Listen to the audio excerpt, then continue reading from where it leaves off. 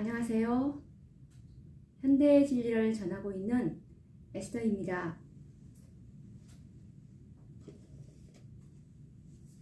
오늘도 구속의 파노라마, 구속의 경륜이라는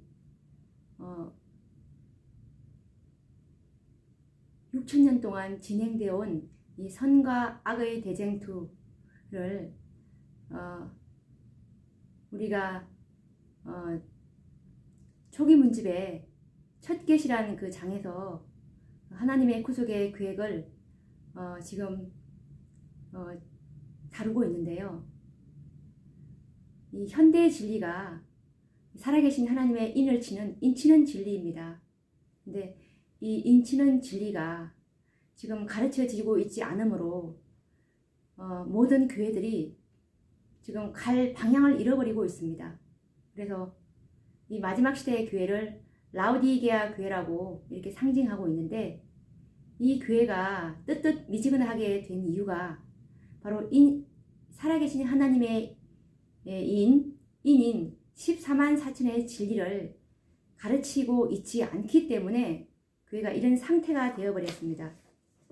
그래서 이 현대의 진리 1권에 보시면 3페이지에 보시면 이런 말씀이 있습니다. 또 증언의 말씀인데요. 읽어보도록 하겠습니다. 주님께서는 나에게 귀중한 영혼들이 현대의 진리, 곧 인치는 진리와 내 적당한 식물의 부족으로 굶어 죽어가고 있음과, 또한 신속한 사자들이 저들의 길을 달려가서 현대의 진리로 양떼를 먹일 것이라는 사실을 보여주셨다. 나는 한 천사가 빠른 사자들아 급히 가라, 빠른 사자들아 급히 가라 고 말하는 것과 모든 영혼의 운명은 생사간에 각각 신속히 결정될 것이라는 말을 들었다 라는 말씀이 있는데, 여기서 현대의 진리, 곧 인치는 진리, 이것은 베드로후서 1장 12절에 보시면 이 현대의 진리는 이 세천사의 기별로서 14만 4천의 인치는 진리, 즉 살아계신 하나님의 인을 치는 그 진리라는 그 말씀과 동일합니다. 그래서 이 인이 다 개수가 되면 초기 문집 279페이지나 각 시대의 대쟁투 613, 614페이지에 나오는 셋째 천사가 이 살아계신 하나님의 인을 받는 14만 4천의 수요가 다 서기관의 먹그릇을 찬 이 셋째 천사가 다 계수가 끝나니까 예수님 14만 4천의 인을 다 쳤습니다 라고 보고하니까, 그때야 예수님께서 중보하시던 향로를 던지시면서 다 이루었다 하는 그 증언의 말씀을 우리가 토대로 해서 볼 때, 왜 이 현대의 진리가 생사간에 각각 신속히 영혼의 운명을 결정하는 기별이라는 것을 우리가 이해하게 될 것입니다. 왜냐하면 이 기별은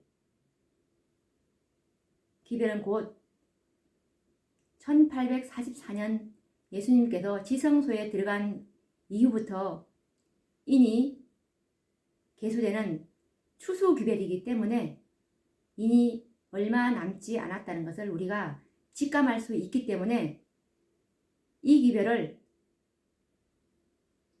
영혼의 운명을 결정하는 기별입니다. 왜냐하면 오늘 그 인이 다 쳐질지 내일 다 쳐질지 알 수 없기 때문입니다.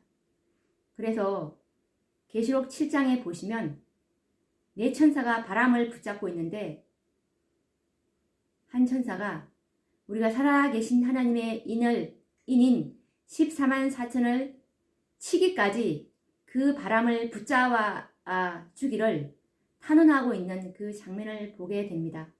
그래서 우리가 그 바람은 이제 앞으로 있을 일요일 법령이라든지 이런 무시무시한 환란을 가리키는 것인데, 일요일 법령이 이제 공표가 되면, 법령이 전 세계적으로 다 공표가 되었을 때 이미 우리의 운명은 결정될 것이나 다름없기 때문입니다. 그래도 이미 그때는 14만 4천의 인이 다 계수가 되었구나, 계수가 다 되었기 때문에 하나님께서 내 바람을 놓으라고 허락을 하셨구나 라고 이해하셔야 합니다. 그래서 이 인치는 진리를 깨닫는 것은 정말 재림교인들이라면 반드시 깨달아야 할 진리입니다. 그래서 이 인치는 진리를 가장 싫어하는 것이 사단인데, 왜냐하면 사단의 운명이 이 진리가 진리를 깨달음으로 14만 4천이 되고자 하는 그 영혼들이 정말 열심으로 회개한다면 그 수요가 빨리 채워지므로 자기의 운명이 끝나는 것을 알게 되겠죠. 그래서 초기 문집 44페이지에 보시면 사단은 인치는 시기가 마치고 하나님의 보호막이 그분의 백성에게서 거두어지기까지 온갖 관계를 다 써서 그들을 그러한 처지에 붙들어 놓기 위하여 애쓸 것이다. 그렇게 되면 그들은 마지막 7 재앙이 내릴 때 하나님의 맹렬한 진노를 피할 수 없게 될 것이다. 이 말씀처럼 사단은 이 인치는 진리가 나타나지 않기 위해서 온갖 관계를 다 써서 백성들을 속일 것이라는 말씀입니다. 그리고 초기 문집 44페이지에도 바로 그런 말씀이 있는데 읽어보도록 하겠습니다. 나는 사단이 이러한 방법으로 하나님의 백성들을 혼란시키고 속이고 유혹하는 일을 바로 지금 곧 인치는 시기에 하는 것을 보았다. 어떤 사람들은 현대 진리에 굳게 서 있지 않았다. 라는 말씀입니다. 여기서 우리가 현대의 진리라는 것이 무엇인지 아까 조금 전에 우리가 배웠던 것처럼 이 살아계신 하나님의 인이 바로 현대 진리라고 했습니다. 이 인치는 진리가 바로 현대의 진리인데, 이 진리를 모르게 하기 위해서 속이고 유혹하는 일을 지금 인치는 시기에 하고 있다고 했는데, 바로 이래서 사단이 이렇게 하고 있는 것입니다.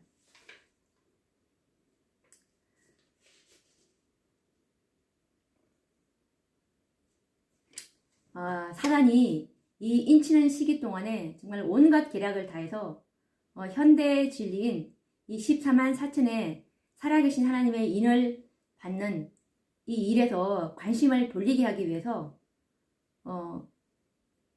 이런 계략을 지금 많이 쓰고 있는데, 그래서 이것이 상징수라든지 온갖 정말 관계를 다 쓰고 있는데, 그래서 이 14만 4천의 진리만 들어도 사람들이 정말 뭐라 그럴까, 아주 그냥 너무너무 싫어합니다.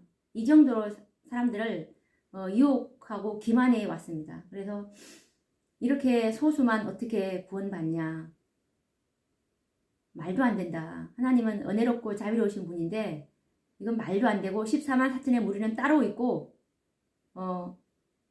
또 재림 성도들은 따로 어떻게 구원받는 무리가 있다. 그래서 자기들 나름대로 자기 이론과 교회에서 가르친 그런 전통을 그대로 답습하고 계시는 분들이 많으면서 성경을 연구하지 않고 있는 분들이 많은데, 말씀은 그렇지 않다는 것이 참 이것이 너무 안타깝습니다. 그래서 이 인치는 진리가, 14만 4천의 인치는 진리가 하나님의 백성들에게는 매우 중요한데, 왜냐하면 이제 은혜의 시기가 마칠 때는 살아계신 하나님의 인과 그리고 짐승의 표를 받을 두 무리밖에는 말씀에 없기 때문입니다. 이 살아계신 하나님의 인은 예수 그리스도의 형상을 충만히 반사하는 그리스도의 품성을 온전히 나타내는 그런 자들이며, 이 짐승의 표는 그동안 하나님의 말씀을 자기 생애의 원칙으로 삼지 아니하고 사단의 그 속성을 반사하는 그런 자들이 받을 것인데, 그래서 두 무리가 결국에 나중에 품성으로 검증이 될 것입니다. 네, 이러한 사실들을 우리가 정말 상세하게 알고 있어야 됩니다.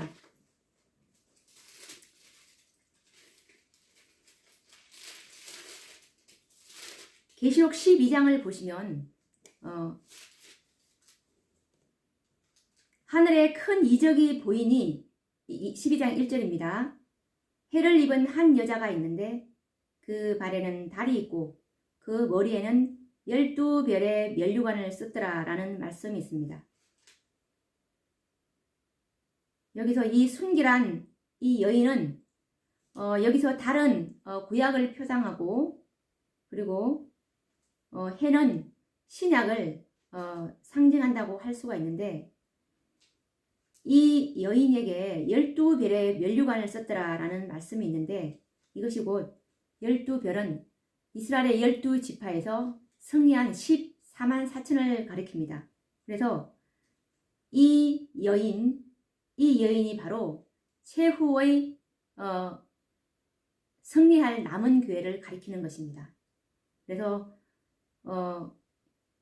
이 순결한 이 여인은 왜 이적이라고 표현했냐 하면, 정말 우리의 그 악한 본성을 극복하는 것이 정말 그것이 제일 이적 중에 이적입니다. 가장 큰 이적은 품성의 변화입니다. 그래서 정말 하늘에서 볼 때는 이것을 이적이라고 표현했는데요. 그래서 이 계시록 12장 3절과 6절을 보시면 이 거룩한 여인, 이 하나님의 최후의 남은 교회는 극소수인데요. 한번 제가 읽어보도록 하겠습니다. 화이트서 계시록 12장 3절과 6절, 13절에서 17절에 관련된 화이트석인데, 작은 제목은 하나님의 백성은 적은 무리라는 작은 제목인데 읽어보도록 하겠습니다. 거룩한 여인과, 이 거룩한 여인은 곧 아까 제가 조금 전에 말씀드린 계시록 12장 1절에 노는 이 달을 밟고 있고, 그리고 해를 입은 그 거룩한 여인을 상징하는 것입니다.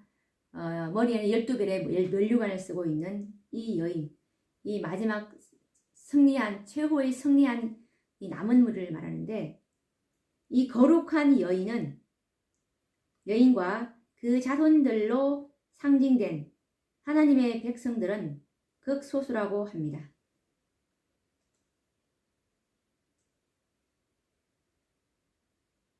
마지막 때에 남은 자손이 여전히 있을 것인데, 이 사람들에 대해서 요한은 말하기를 그들은 하나님의 계명을 지키며 예수 그리스도를 증거를 가진 자들이라고 합니다.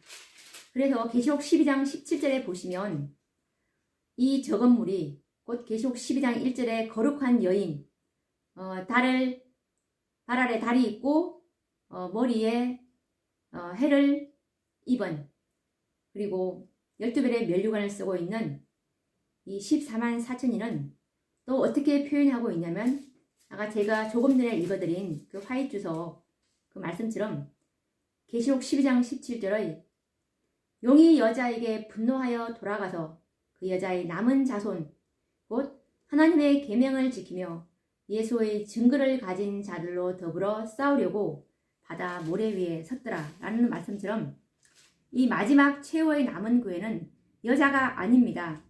여자가 아니고 그 여자의 남은 자손입니다. 여자의 남은 자손, 계명을 지키며 예수의 증거를 가진 자들. 예수의 증거는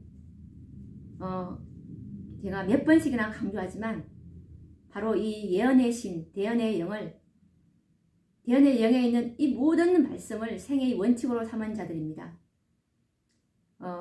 말씀을 믿는다고, 예언의 신을 믿는다고 하면서도 일부만 믿고 있는, 사실은 그들과 얘기해보면 일부만 믿고 있는 재림 교인들이 너무나 많습니다. 제가 이 14만 4천인에 관한 진리를 제시할 때 이 말씀에 그대로 나와 있는데도 불구하고 거절합니다. 왜냐하면 그럴 리가 없다는 것입니다. 자기 생각에는. 그런데 저는 지난번에도 말씀드렸듯이 저희 모토는 성경과 예언의 신에 대한 정말 100% 이 말씀에 있는 것이라면 저는 정말 절대적으로 믿고자 하는 사람입니다. 그래서 그렇게 제시를 할 때 그것을 받아들이지 않는 것을 보면서 저는 정말 이상하다. 왜 이 말씀에 그대로 있는데 이걸 안 믿지?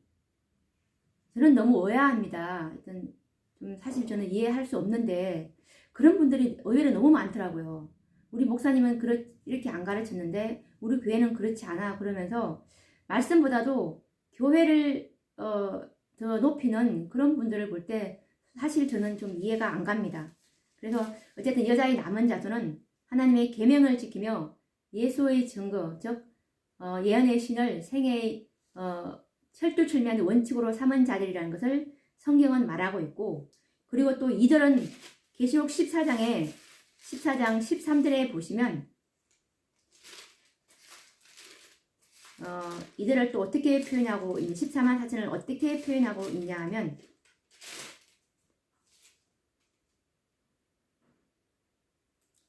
계시록 14장 12절에 하나님의 계명과 예수 믿음을 지키는 자들이라고 했습니다. 이들은 곧 계시록 14장으로 세 천사의 기별로 탄생될 셋째 천사의 기별로 인침을 받은 바로 이 14만 4천을 같이 나타낸다고도 볼 수 있습니다. 네, 말씀은 그렇게 나와 있습니다. 어찌됐든 이 14만 4천은 상징수가 될 수가 없고, 그리고 정말 극소수라는 것을 말씀하고 있고요. 그리고 이 마지막에 이 마지막 시대가 바로 이 지성소 시대인데, 이 지성소 시대에 중보 혜택을 받을 자들도 바로 이 14만 4천 밖에 없다는 것을 유념하시기 바랍니다. 이것은 각시대의 대쟁투 488페이지에 넣었는데 제가 한번 읽어보도록 하겠습니다. 각시대의 대쟁투 28장인데요. 하늘에서 행하는 조사심판이라는 장입니다. 한번 읽어보도록 하겠습니다.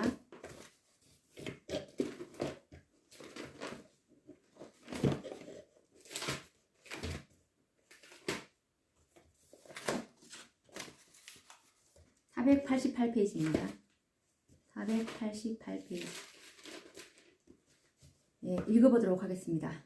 작은 제목은 속죄 사업의 중심이라는 장인데 읽어보도록 하겠습니다. 구주의 중고 사업의 혜택을 받을 사람들은 하나님을 두려워함으로 완전한 성결에 이르기 위한 그들의 의무를 그 어떤 것도 방해하도록 허용해서는 안 된다. 이 말씀을 좀 우리가 묵상을 해보도록 하겠습니다. 구주의 중보 사업의 혜택을 받을 사람들, 이 사람들은 어떤 사람이 되어야 한다고요? 완전한 성결에 이르러야 된다고 합니다. 이들은 누구겠습니까? 흠도 점도 없는 14만 4천인 밖에는 이 노래를 부를 자가 없더라 라는 말씀처럼 바로 그 입에 거짓말이 없고 흠이 없는 자들 14만 4천을 말하는 것입니다. 그래서 이 마지막 지성소의 중고사업의 혜택은 그냥 예수 믿고 구원받는 것이 아닙니다. 그것보다도 더 깊은 이유가 있습니다. 네. 우리가 정말 하나님의 말씀을 정말 깊이 연구해야 합니다. 더 읽어보도록 하겠습니다. 귀중한 시간을 쾌락과 몸치장과 돈을 버는데 연구하는 대신에 열렬하고 경건하게 진리의 말씀을 연구하는데 바쳐야 할 것이다. 하나님의 백성들은 성소 문제와 조사 심판에 관한 문제를 분명히 이해해야 할 것이다. 그들은 그들의 크신 대제사장의 위치와 사업에 대하여 그들 스스로 알아야 한다. 그렇지 못하면 그들은 이 시대에 필요한 신앙을 활용하거나 하나님께서 그들에게 차지하기를 바라시는 그 위치를 세우지 못하게 될 것이다. 각 사람은 영혼을 구원하든지 잃어버리든지 할 것이다. 각 사람에게는 하나님의 법정에 계류되어 있는 소송 사건이 있다. 각 사람은 크신 재판장을 직접 대면하여 서지 않으면 안 된다. 그러므로 심판이 시작되어 책들이 펴질 것과 마지막 날에 자신의 운명을 결정하는 자리에 서야 할 엄숙한 광경에 대하여 각 사람은 다니엘과 같이 자주 심사숙고해야 한다. 그럼 또 좀 정리를 해보도록 하겠습니다. 그래서 이 마지막 구주의 중보 사업의 혜택을 받을 사람들은 완전한 성결에 이르러야 되니까 그들이 이 귀중한 시간을 쾌락과 그리고 몸치장하는 것과 그리고 돈을 버는데 허비하는 대신에 열렬하고 경건하게 진리의 말씀을 연구하는데 바쳐야 하라고 예수님께서는 말씀하고 계십니다. 왜냐하면 이 성소 문제하고 조사 심판에 대해서 분명히 이해를 해야 하기 때문입니다. 그냥 예수 믿고 구원받는, 물론 그것도 기본 진리입니다. 그렇지만 우리가 얼마나 성결을 해야 되는지 아직 깨닫고 있지 못하는 분들이 너무나 많더라고요. 그래서 정말 우리의 본성까지도 예수님의 순결한 마음과 같아지지 않으면 우리가 결코 주님의 재림에 날 때 설 수가 없다는 사실입니다. 그래서 그렇기 때문에 이 시대에 필요한 신앙을 활용할 수도 없습니다. 왜냐하면 우리가 얼마나 깨끗해야 되는지를 모르기 때문에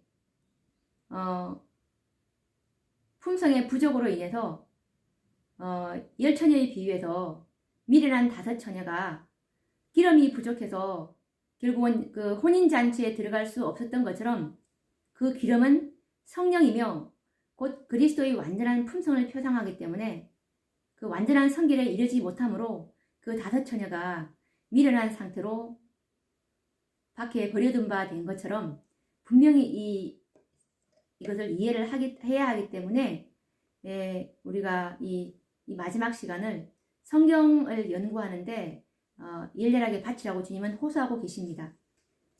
그래서 그들에게 차지하기를 바라시는 위치를 채우지 못하게 됩니다. 왜냐하면 우리의 표준은 14만 4천에 정말 흠도 점도 없는 그런 자들이 되어야 하기 때문입니다. 자, 그러면 또 계속 읽어보도록 하겠습니다. 그런 문제에 대한 빛을 받은 모든 사람은 하나님께서 그들에게 맡기신 위대한 진리를 증거해야 한다.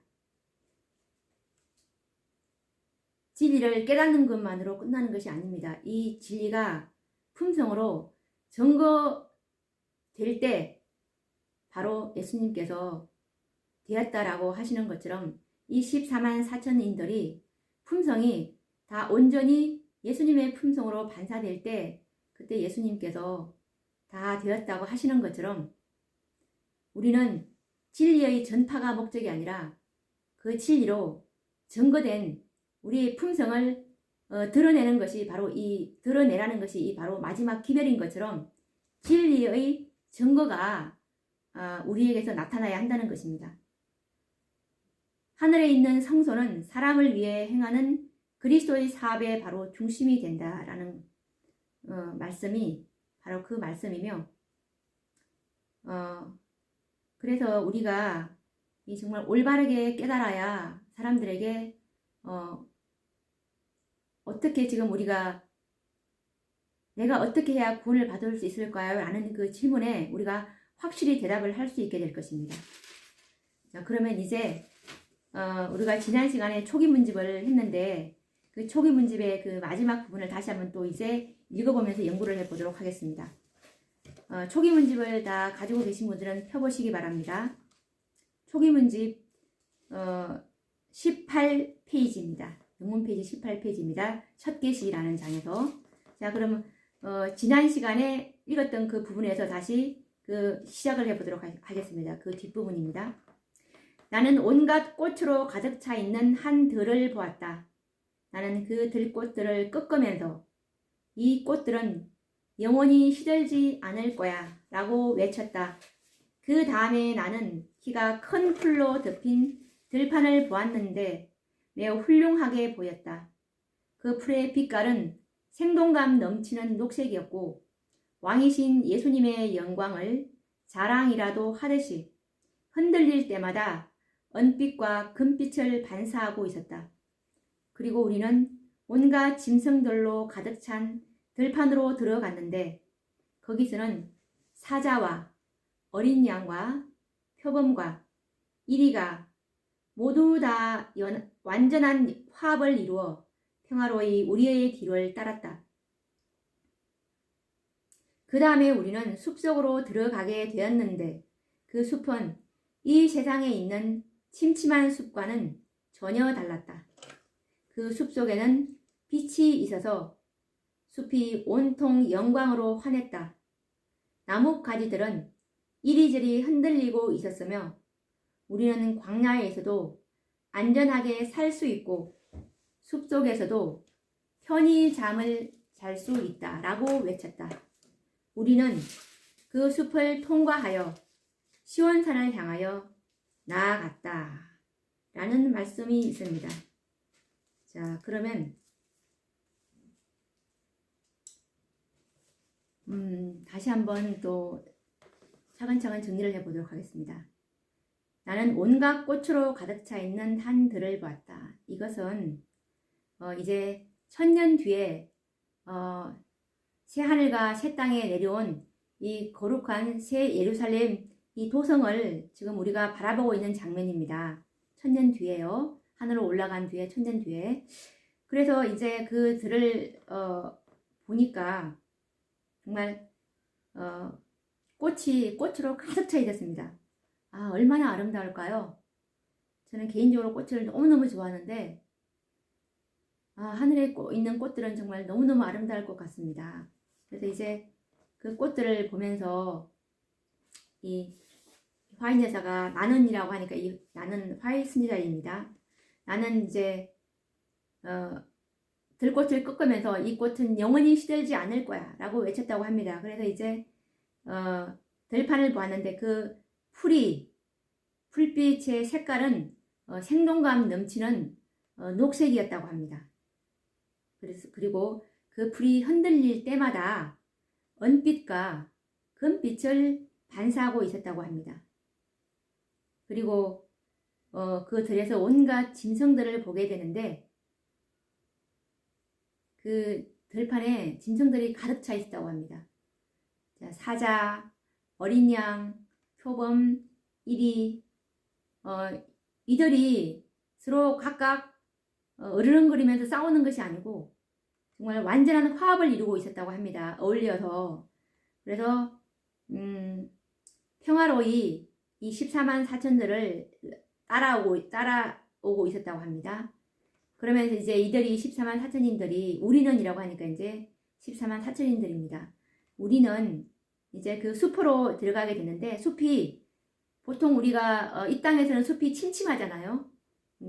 햇빛이 들어가지 않는 부분은 침침한데 그 하늘에 있는 숲은 그렇지 않았다고 합니다. 하늘에 있는 숲에도 빛이 있어가지고 숲이 온통 영광으로 환했다고 합니다. 그래서 나뭇가지들이 이제 바람에 이리저리 흔들리고 있었고 그러면서 이제 사람들이 뭐라고 그러냐면 우리는 이 숲속에서도 그리고 광야에서도 이 들판에서도 안전할 거야. 그리고 숲속에서도 편히 잘 수 있을 거야 라고 외치면서 그 숲을 통과해서 시온산을 향해서 나아가고 있었는데 이 숲들조차도 숲속에서도 환할 수 있었던 것은 계시록 21장 23절을 보시면 그 성은 해나 달의 비춤이 쓸데없으니 이는 하나님의 영광이 비치고 어린 양이 그 등이 되심이라. 만국이 그 빛 가운데로 다니고 땅의 왕들이 자기 영광을 가지고 그리로 들어오리라 라는 말씀이며, 이것을 우리가 읽으면서 알 수 있듯이 하나님의 그 영광으로, 하나님이 비치시지 않습니까? 그 영광으로, 그 영광이 얼마나 정말 밝은지 이 빛, 어둠, 숲속 안에서까지도 어둠이 정말 침범할 수 없는 그 정도의 하나님의 영광이라는 것을 우리가 알 수 있을 것입니다. 그러면 또 계속 읽어보도록 하겠습니다. 여행을 하는 동안 우리는 한 무리를 만났는데 그들도 그곳의 영광을 바라보고 있었다. 그들의 두루마기 가장자리에 빨갛게 테를 두른 것이 내 눈에 띄었다. 그들의 면류관은 찬란했고 그들의 옷은 깨끗한 흰색이었다. 우리가 그들과 인사를 나눌 때 나는 그들이 누구냐고 예수님께 여쭈었다. 예수님은 그들이 그분을 위하여 죽임을 당한 순교자들이라고 말씀해 주셨다. 그들과 함께 셀 수 없이 많은 어린이의 무리가 있었는데 그들의 옷 가장자리에도 역시 붉은 태가 있었다.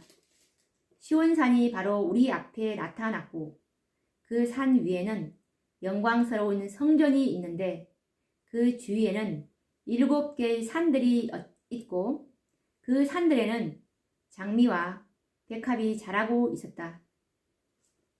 나는 그 어린이들이 산 꼭대기를 향하여 기어 오르기도 하고 원할 때는 그들의 작은 날개로 날아 올라가서 시들지 않는 꽃들을 따는 것을 보았다. 온갖 종류의 나무들이 성전 주위를 아름답게 꾸몄다. 회양목, 소나무, 전나무, 기름나무, 도금냥나무, 석류나무, 그리고 알맞게 익은 열매의 무게로 고개를 수그린 무화과 나무 등 이러한 나무들이 그 주위를 찬란하게 만들었다. 드디어 우리가 거룩한 성전에 들어가려고 할 때 예수께서는 부드러운 음성으로 14만 4천 명만이 이곳으로 들어간다 라고 말씀하셨고 우리는 모두 할렐루야라고 함성을 올렸다 라는 말씀입니다. 그럼 또 정리를 해보도록 하겠습니다. 그러면서 이제 이 도성을, 예루살렘 도성을, 새 예루살렘 도성을 이행하고 있는데 지금 계속 이거는 1000년 뒤의 사건입니다.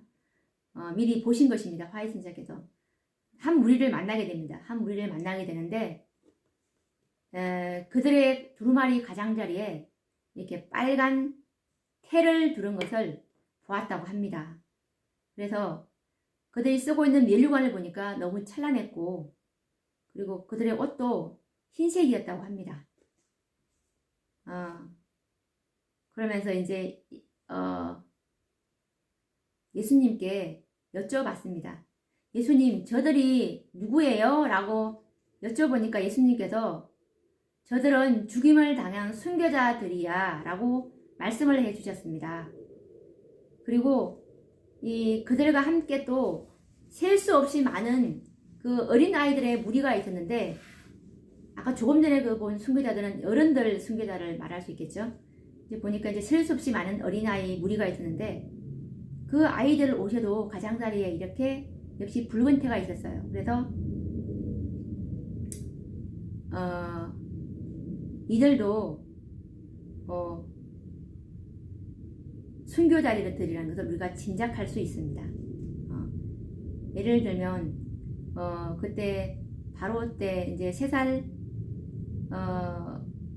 모세 때 그때 있지 않습니까? 그때 다 죽이라는 그때 명령을 내린 때가 있었지 않습니까? 그때 엄청나게 많은 아이들이 희생을 당했고, 그리고 또 헤롯 당시에도, 그 당시에도 예수님 태어나실 때 또 그것을 방해하기 위해서 또 살인 명령을 내린 적이 있지 않습니까? 아마 그런 아이들이 그게 포함되지 않을까라는 생각이 듭니다. 그러면서 또 이제 시온산이 바로 우리 앞에 나타났는데, 우리가 내려올 그 산은 예수님께서 그 새 도성에 내려올 자리는 감람산인데 왜 시온산이냐라고 묻는 분들이 계실 것입니다. 근데 이 시온산과 감람산은 바로 그곳에 바로 가깝습니다. 그래서 내려올 도성이 있는 자리는 감람산이지만 그 주변에는 시온산입니다. 도성 자리는 감람산이지만 도성이 딱 앉아갈 자리는 감람산이지만 그 주변은 시온산이라고 이렇게 성경에 나와 있습니다. 시온산이 바로 우리 앞에 나타났고 그 산 위에 보면은 영광스러운 성전이 있다. 이 말은 시온산과 감람산이 같은 하나의 하나의 산인데 거의 같다고 보면 됩니다. 붙어 있다고 이렇게 돼 있더라고요. 그래서 그 산에 보면 7개의 산들이 있는데 그 산에는 정말 장미와 백합이 많이 자라고 있다고 하네요. 장미와 백합. 너무너무 아름다울 것 같습니다. 저는 이 장미도 너무 좋아하지만 이 장미 향도 은은하고 그 향이 너무너무 좋아요. 그리고 이 백합 향은 정말 또 그 향은 또 말할 수 없을 정도로 매력적이지 않습니까? 상상만 해도 너무나 흥분됩니다. 그래서 이제 그 산들에는 장미와 백합이 자라고 있었고, 그리고 아까 그 순교당한 어린애들이 그들의 작은 날개로 이제 그 산을 이렇게 올라가는 장면이랑 시들지 않는 그 산에 올라가서 이제 장미랑 백합을 이렇게 따는 이런 그 장면을 보게 됩니다. 그리고 이제 성전 주위에는 또 정말 각종 나무들을 이렇게 심어놨는데 회양목, 소나무, 전나무, 기름나무, 도금장나무, 석류나무, 그리고 알맞게 익은 열매의 무게로 고개를 수그린 무화과 나무가 있다고 하는데 이 7나무를 보면서 어떤 것을 아마 기념하기 위해서 심었지 않나라는 생각이 드는데 이것은 뭘 기념했는지 잘 알 수는 없겠지만 이 마지막에 심은 이 무화과 나무는 이 라오디게아 교회의 남은 무리. 보면은 우리가 그 비유에 보면은 예수님의 비유에 보면은 포도 가은지 그 포도원에 보면은 생동맞게 무화과 나무가 몇 그루가 있지 않습니까? 이 무화과 나무가 바로 14만 4천을 표상하는데 바로 이 무화과 나무가 14만 4천을 표상해서 심은 기념식수가 아닐까라는 생각을 해보게 됩니다. 그래서 이제 우리가 이제 성전 안으로 이제 그 밖에 나와서 이제 성전 주변에 있는 그 나무들 보고 이제 성전 안으로 또 이제 들어가려고 하니까 예수님께서 하시는 말씀이 이 성전 안에는 14만 4천 명만 이곳으로 들어간다 라고 말씀하시고 있는 장면입니다. 그래서 이제 우리들이 뭐라고 그러냐면 이 14만 4천인들이 할렐루야 라고 함성을 올리는 그 장면입니다. 어떻게 이것이 상징수가 될 수 있습니까? 14만 4천 명만 들어간다고 말씀하시는데 말씀 그대로 믿는다면 이것을 상징으로 보기가 힘듭니다. 자, 그러면 계속 또 읽어보도록 하겠습니다.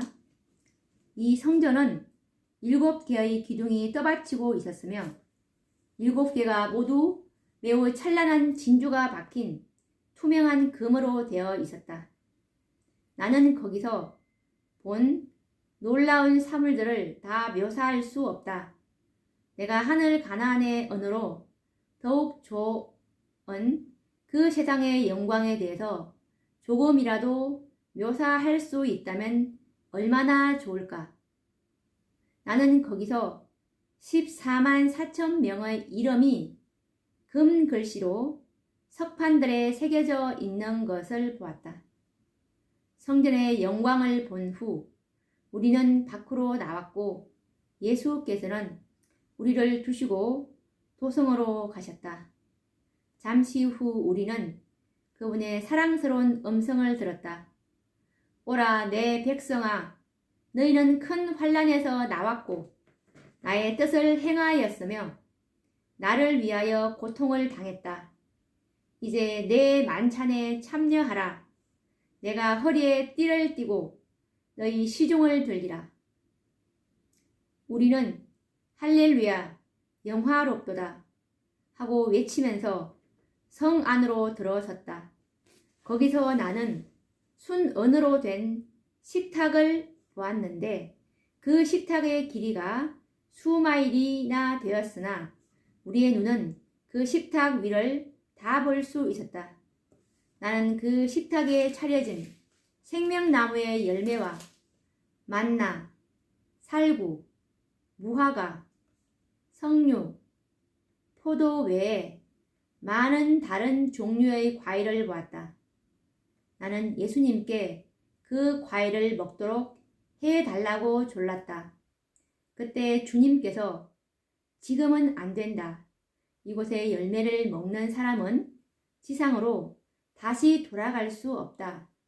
그러나 내가 만일 신실하게 행하면 잠시 후에 생명나무의 열매도 먹게 될 것이며 솟는 샘물도 마실 수 있을 것이다. 라고 대답하셨다. 그리고 그분은 너는 지상으로 다시 돌아가서 내가 내게 보여준 것을 다른 사람들에게 말해 주어야 한다. 라고 말씀하셨다. 그러자 한 천사가 나를 이 어두운 세상으로 조용히 데려다 주었다. 때때로 나는 이 세상에 더 머무를 수 없다고 생각하게 되는데 그 이유는 이 세상의 모든 것이 너무나 침울하게 보이기 때문이다. 내가 더 좋은 땅을 보았기 때문에 이 세상은 너무 쓸쓸하다고 느낀다. 아, 나에게 비둘기 날개가 있다면 그곳으로 날아가 안식하련만. 계시에서 깨어난 후 내게는 모든 것이 변한 것처럼 보였다. 보는 곳마다 어둠이 깔려 있었다. 이 세상은 왜 이렇게 어둡게 보이는가? 나는 내가 이 땅에 있다는 것을 깨닫고 향수를 달래지 못해 몹시 울었다. 더 나은 세상을 보았기 때문에 나는 더 견디기 어려웠다. 라는 말씀입니다. 자, 그러면 한번 정리를 해보도록 하겠습니다. 그래서 이제 예수님께서 14만 4천 명만 이 세안을 새 예루살렘 도성에 들어갈 수 있다라고 말씀하시므로 이제 이 14만 4천인들이 이제 그 하늘 도성 안으로 들어오게 됩니다.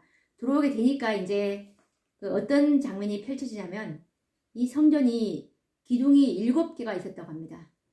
기둥이 7개인데 참 지난 시간에 이 성전이 이 성이 장과 광과 고가 똑같았다고 했습니다. 그 길이가 12,000 스타디온인데 가로가 12,000 스타디온이고 그러면 세로도 12,000 스타디온이고 높이도 12,000 스타디온이 되겠죠.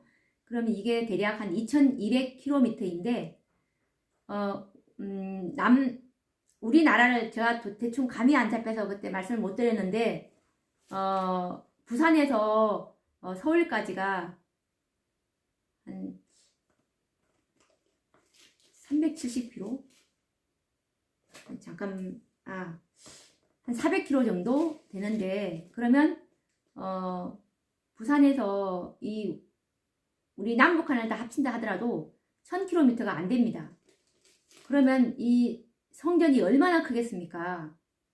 성전 너무너무 저는 이걸 가만히 생각하니까 와 정말 크다 라는 생각을 하게 됐는데 24만 4천인가 예수님하고 그리고 그 이제 하늘 천사의 자리를 쫓겨난 천사의 자리가 천사들이 3분의 1이었는데 원래 이 3분의 1의 그 자리를 이 14만 4천인들이 채우게 된다고 말씀하셨는데요. 그 성전을 그래서 그 우리 14만 4천인들과 24장로들 예수님 그 다음에 그 천사들 3분의 2 천사들 원래 있던 그들이 다 그 안에 산다 하더라도 엄청나게 넓은데 왜 이렇게 크게 하셨을까라는 것을 생각해 보게 되었습니다.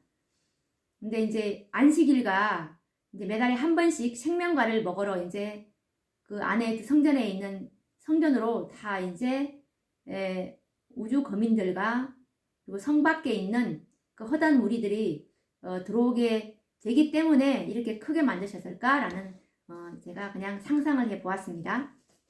어쨌든 너무나 엄청나게 크다는 것을 짐작할 수 있습니다. 그래서 이 성전을 보니까 7개의 기둥이 이제 떠받치고 있었고요. 7개가 그 기둥이 그 금으로 된 기둥인데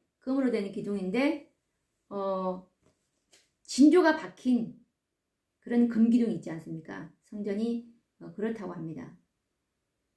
그리고 거기서 이들이 뭘 발견했냐 하면은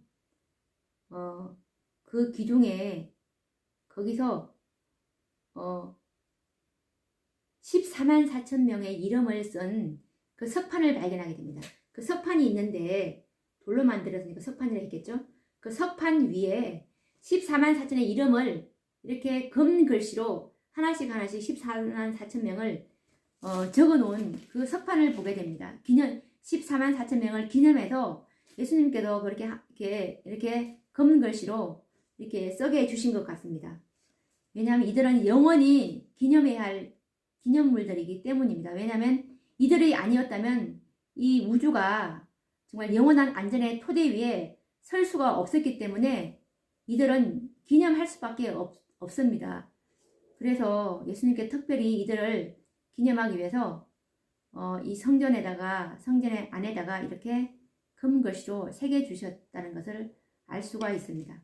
우리도 그냥 이렇게 집 준공할 때도 그 밖에 보면 이렇게 헌신한 사람들 이름을 이렇게 써듯이 아마 그렇다고 보면 되실 것 같습니다. 그래서 이제 예수님께서 이들에게 이제 이들에게 뭐라고 그러냐면은 너희는 큰 환난에서 나왔으니까 그리고 내 뜻을 행했으니까 그리고 나를 위해서 고통을 당했다. 그러면서 이제 내 만찬에 참여하라고 그들을 초청하십니다. 여기서 큰 환난은 예전에 1260년대 있던 종교 암흑기의 그 환난이 아닙니다. 이것은 바로 정말 전대미문의 야곱의 환난입니다. 성령도 중보자도 없는 그런 환난을 예수님을 위해서 예수님과 같이 동역을 했기 때문에 예수님의 뜻을 알기 때문에 그리고 정말 이 죄를 가정히 여기고 하나님을 너무너무 사랑하는 사람들이기 때문에 이들은 기쁘고 즐거운 마음으로 아마 이 환난을 겪을 것입니다. 그래서 예수님께서 이제 너희들은 환난에서 나왔고 나의 뜻을 행하였으니까 내가 너희를 위해서 띠를 띠고 시중을 들겠다라는 말씀을 하십니다. 그래서 우리는 할렐루야라고 이렇게 말씀하시면서 할렐루야라고 이렇게 영화롭도다 라고 외치면서 이제 성 안으로 들어가게 되는데 성 안을 보니까 식탁이 있는데 성 안에 순언으로 이렇게 식탁이 여러 마리 수마리나 그 식탁이 있었다고 합니다. 근데 그 식탁 위에 보니까 우리가 식탁을 보니까 식탁에 생명나무 열매 그리고 만나 살구 무화과 석류 포도 외에 많은 다른 종류의 정말 많은 과일을 보았다고 했는데 그래서 이제 우리가 하늘에 올라가면 불멸의 몸을 입을 테니까 죄로 인해서 이 타락하고 연약한 육체가 아니라 완전한 몸으로 부활하기 때문에 우리 시력도 온전히 회복되기 때문에 수마일이나 되는 그런 언식덕도 볼 수 있을 것이라고 보면 됩니다. 그래서 화이트 자께서 예수님한테 그 과일 좀 먹게 해달라고 이렇게 하니까 예수님께서 지금은 안 된다.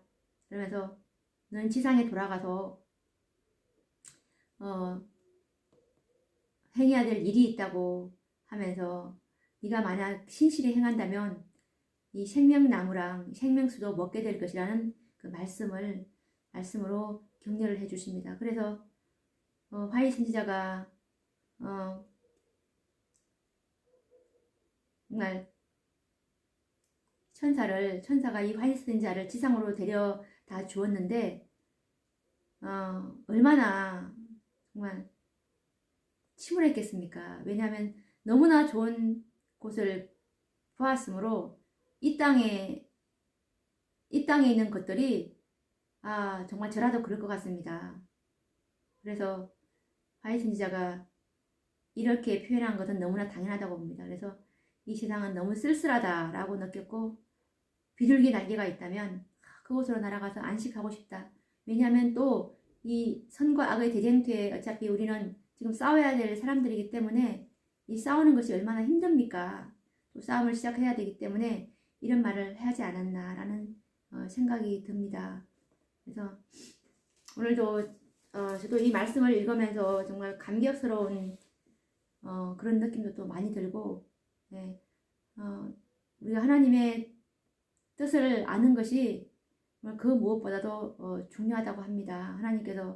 예수님께서 지금 우리가 어떻게 하기를 바라시는지, 지금 이 마지막 사업이 무엇인지, 성소 문제와 조사 심판의 그런 진리를 더 깊이 깨달을 필요성이 있기 때문에 정말 이 마지막에는 14만 4천인인 살아계신 하나님의 인을 받지 않으면 자동적으로 짐승의 표를 받을 수밖에 없기 때문에 정말 모든 영역을 다해서 14만 4천인에 들어가기 위해서 힘써 노력하라는 선지자의 그 말씀을 우리가 기억하시면서 오늘도 이 말씀으로 우리가 또 깨어 있어야 하는 저와 여러분이 되기를 바랍니다. 그럼 또 다음 시간에 구속의 파노라마를 계속 이어나가 보도록 하겠습니다. 감사합니다.